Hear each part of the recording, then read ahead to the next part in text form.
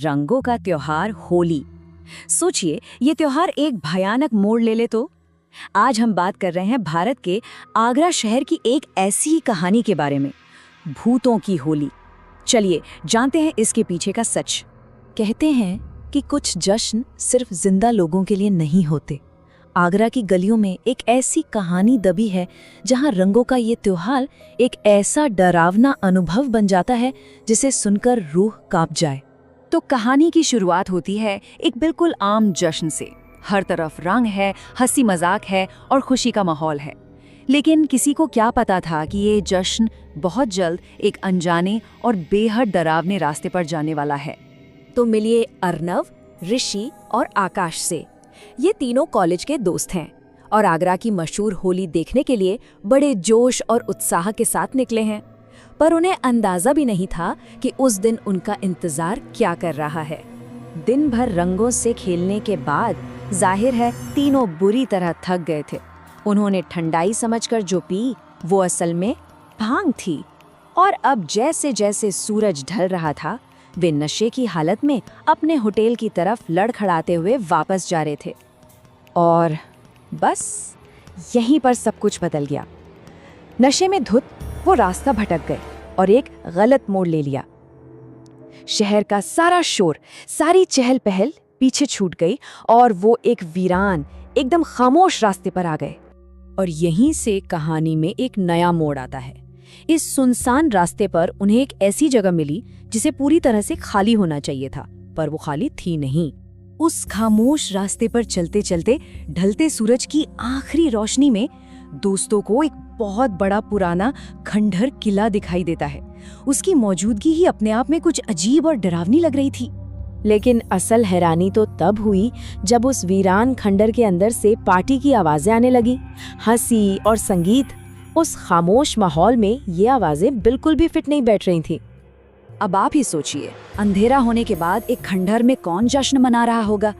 बस यही सवाल था जिसने दोस्तों की उत्सुकता को और बढ़ा दिया और उनका नशा उन्हें उस रहस्य को जानने के लिए किले के और करीब खींच ले गया। तो अब कहानी उस हिस्से में पहुंचती है जहां दोस्तों का सामना एक ऐसी सच्चाई से होने वाला था जिसकी उन्होंने सपने में भी कल्पना नहीं की होगी। वो किले की दीवारों के अंदर कदम रखने ही वाले थे। किले की दीवार में एक दरार थी। जब अर्नव ने उससे झांक कर देखा तो उसे अपनी आंखों पर विश्वास नहीं हुआ।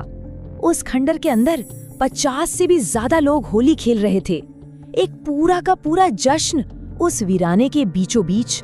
इससे पहले कि कोई कुछ समझ पाता या सोच पाता, आकाश बिना कुछ सोचे समझे उस पार्टी में शामिल होने के लिए दीवार फांदकर अंदर चला गया।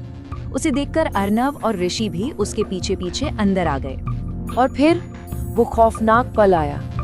नाचते नाचते ऋषि गलती से एक औरत से टकरा गया और बस उसी एक पल में संगीत अचानक बंद हो गया। पार्टी कर रहे लोगों के चेहरे नीले पड़ने लगे, उनकी आंखें दूधिया सफेद हो गई और उनकी हड्डियां वो चटकने और मुड़ने लगी। अर्नव और आकाश भागना चाहते थे, पर ऋषि वो तो जैसे वहीं जम गया था। बस उस औरत को घूरता रहा जैसे वो उन भूतों के वश में आ गया हो। अब कहानी का मिजाज पूरी तरह बदल चुका था। अब वहां बस घबराहट थी, दहशत थी और अपनी जान बचाने के लिए उस भयानक जगह से भागने की एक हताश कोशिश। उन्हें एक पल में ये एहसास हो गया कि वे एक जानलेवा जाल में फंस चुके हैं। हर तरफ नीले चेहरे और सफेद आंखें बस उन्हें ही घूर रही थी। अर्नव और आकाश को अपने डर पर काबू पाना पड़ा।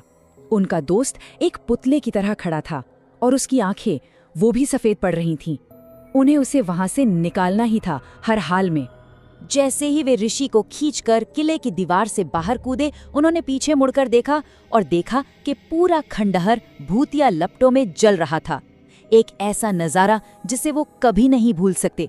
लेकिन कहानी यहीं खत्म नहीं हुई। उस रात जो कुछ भी हुआ, उसका असली भयानक राज अब सामने आने वाला था। होटल वापस पहुंचकर कांपते हुए दोस्तों ने मैनेजर को अपनी आपबीती सुनाई। उन्हें उम्मीद थी कि मैनेजर कहेगा कि यह सब भांग का नशा था, लेकिन ऐसा नहीं हुआ। मैनेजर की प्रतिक्रिया ने उनके सबसे बुरे डर को सच साबित कर दिया। उसका चेहरा पीला पड़ गया था और उसने बस इतना कहा, तुम लोग बहुत भाग्यशाली हो कि जिंदा बच गए। तब मैनेजर ने उन्हें किले का वो भयानक इतिहास बताया। कई साल पहले होली के ही दिन एक मुगल बादशाह ने हमला कर किले में आग लगा दी थी, जिसमें जश्न मना रहे सभी गांव वाले जिंदा जलकर मारे गए थे। अब उनकी आत्माएं हर साल होली पर अपना वही अधूरा जश्न मनाती हैं।